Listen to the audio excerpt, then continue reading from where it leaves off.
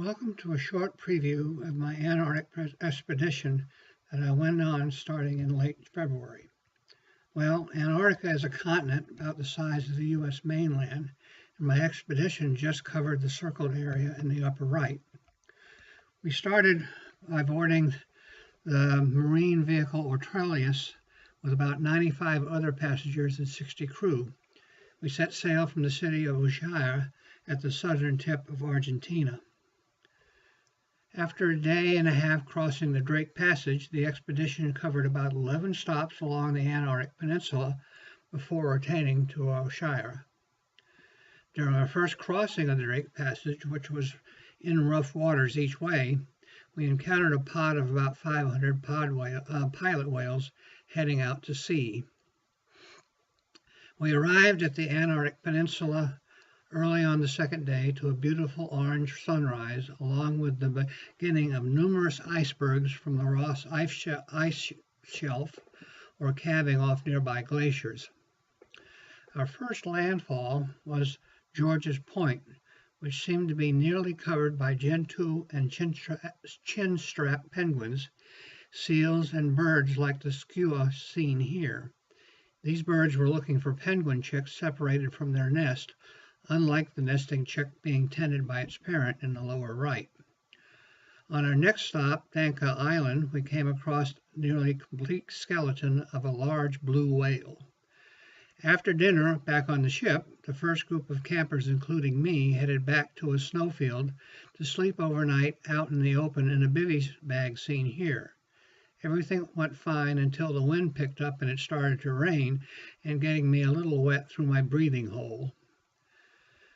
The next morning, I went on a kayaking paddle around the island. This time, my clothes got wet by water running down the paddle and into my sleeve.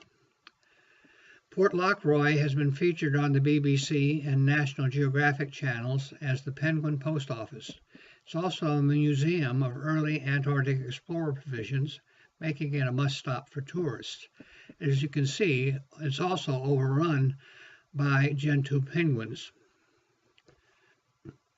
Here I am with the publicity shot for our Suffield Observer. The two other people are two of the four staff that stay at the outpost. They were in the process of shutting down the post office and souvenir shop for the season, and they actually closed up and returned to Ushuaia with us. One activity that I did for both the first and the last time was taking an Antarctic cruise. While there was no ice in the water, it was only because it was salt water. Note how quickly I got out and then grabbed a couple of towels. The Lemaire Channel is a picturesque, narrow passage between the Antarctic mainland and Booth Island. Its nickname is Kodak Gap, indicative of its popularity. As we approached it, it looked like it was clogged with ice, but our converted icebreaker had no problem plowing through it. Here's an example of the types of spires that line the channel. With the wind blowing the snow, it often looked like there were flowing rivers of snow down the mountain. As we left the channel, there were numerous ice floes of small icebergs that the seals loved to climb on and rest and sunbathe.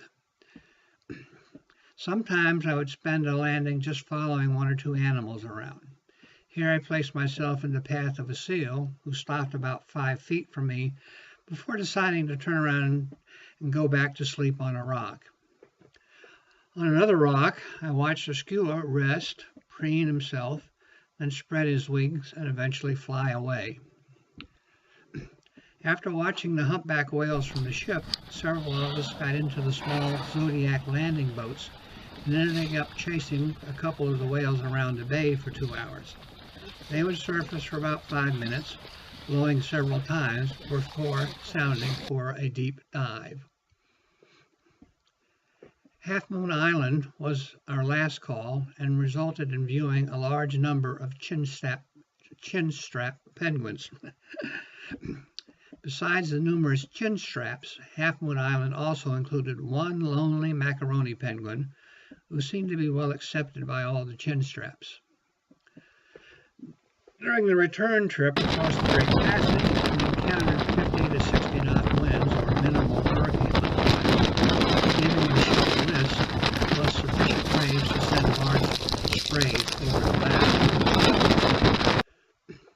return home, while I was greeted by an angry West Suffield wild turkey, it was still not as interesting as the diversity of the Antarctic wildlife that I had recently encountered. Gonna hurt himself.